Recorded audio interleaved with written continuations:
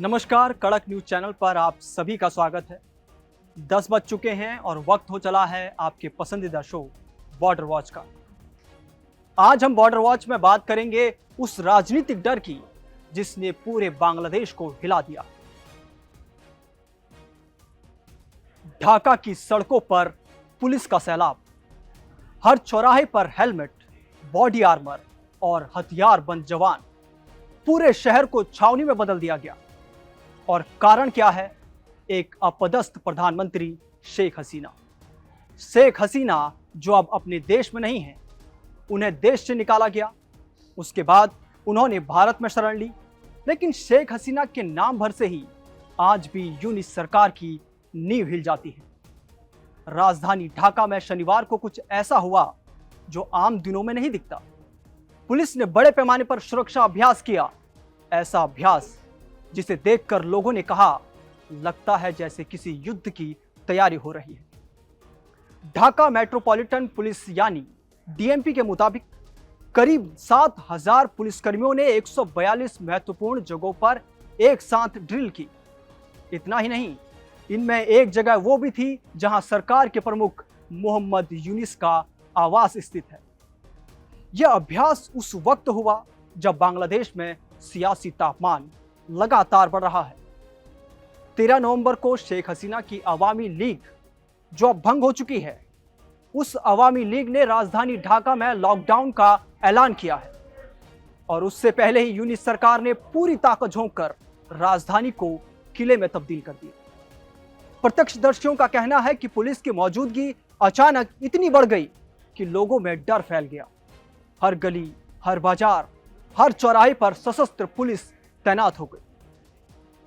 पैदल चलने वालों के बैग चेक किए जा रहे हैं, वाहनों की तलाशी ली जा रही है और कई जगह पूछताछ का दौर जारी है। लोग कह रहे हैं कि 13 नवंबर को कुछ बड़ा होने वाला है। ढाका पुलिस के प्रवक्ता मोहम्मद तालिबुर रहमान ने बयान दिया कि यह हमारी नियमित परिचालन गतिविधियों का हिस्सा है। हमारा उद्देश्य किसी भी आपात स्थिति के लिए तैयार रहना है। लेकिन पुलिस के ही एक अधिकारी ने नाम न बताने की शर्त पर कहा, यह सिर्फ अभ्यास नहीं है, यह 13 नवंबर से पहले राजधानी में संभावित हिंसा को रोकने की रणनीति है। दरअसल बांग्लादेश का अंतर्राष्ट्रीय अपराध ट्रिब्यूनल यानी आईसीटी जल्द ही शेख हसीना और मानवता के खिलाफ अपराधों के मुकदमे पर अपना फैसला सुनाने वाला है। यह फैसला हसीना की गैर मौजूदगी में दिया जाएगा और फैसला आने की तारीख सुनिए, 13 नवंबर, यानी वही दिन जब उनकी पार्टी ने ढाका लॉकडाउन का आह्वान किया है। क्या यह महज इत्तेफाक है या फिर एक बड़ा राजनीतिक टकराव आने वाला है? इतना ही नहीं, 3 दिन पहले बांग्लादेश की सेना ने अपने करीब 60,000 सैनिकों में से आधे सैनिकों को वापस बुला लिया, जो पिछले 15 महीनों से पुलिस ड्यूटी पर तैनात थे। कारण बताया गया, इन्हें प्रशिक्षण के लिए बुलाया गया है। लेकिन सरकार ने यह भी कहा कि फरवरी में होने वाले जो आम चुनाव हैं, उनके लिए सेना पूरी तरह से पूरी ताकत के साथ उतरेगी। यानी फिलहाल यूनिस सरकार पुलिस बल पर निर्भर है और पुलिस हर कोने में चौकन्नी है। लेकिन यह सब अचानक क्यों?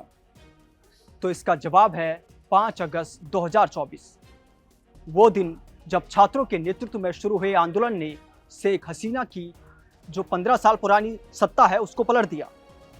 हजारों युवाओं ने भ्रष्टाचार और तानाशाही के खिलाफ सड़कों पर उतरकर इतिहास रच दिया। आंदोलन इतना तेज था कि हसीना को देश छोड़कर भागना पड़ा। उनकी पार्टी अवामी लीग टूट गई। नेता या तो जेल में हैं या विदेशों में फरार। और तभी पेरिस से लौटकर सामने आए मोहम्मद यूनिस, नोबेल शांति पुरस्कार विजेता, जिन्होंने छात्रों से, जो छात्र हैं उनसे जनता की अंतरिम सरकार का नेतृत्व सौंपा। यूनिस ने आते ही अवामी लीग को भंग कर दिया और कहा, जब तक हसीना और उनके साथी न्याय का सामना नहीं करेंगे, तब तक उनकी पार्टी को अस्तित्व का अधिकार नहीं है। लेकिन अब हसीना भले ही बांग्लादेश से बाहर हो, लेकिन उनका नाम ही यूनिस सरकार की नींद उड़ाने के लिए काफी है। एक अपील, एक बयान और पूरा ढाका अलर्ट मोड पर चला जाता है। 13 नवंबर सिर्फ एक तारीख नहीं बल्कि बांग्लादेश की राजनीति का अलग अध्याय है। अगर अदालत का फैसला हसीना के खिलाफ गया तो यूनिस सरकार और मजबूत होगी, लेकिन अगर सड़कों पर लोग उतर आए तो ये दिन फिर से बांग्लादेश की सियासत में आग लगा सकता है। फिलहाल ढाका की सड़कों पर सन्नाटा है, पुलिस की गाड़ियों की आवाज गूंज रही है और हवा में एक ही सवाल तैर रहा है, क्या हसीना की छाया ढाका में फिर से लौट आई है? क्या 13 नवंबर को बांग्लादेश में फिर से तख्ता पलट हो जाएगा? तो आज की इस रिपोर्ट में इतना ही। आप देखते रहिए कड़क। नमस्कार।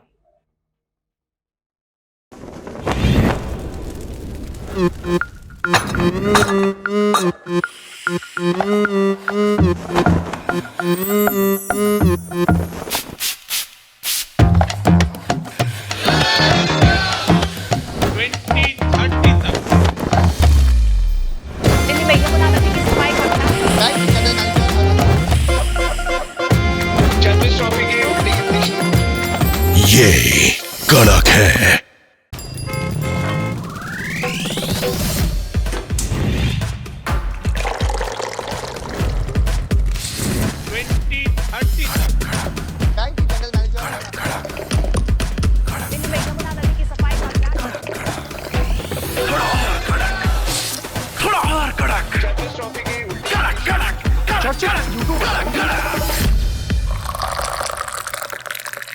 ये कड़क है।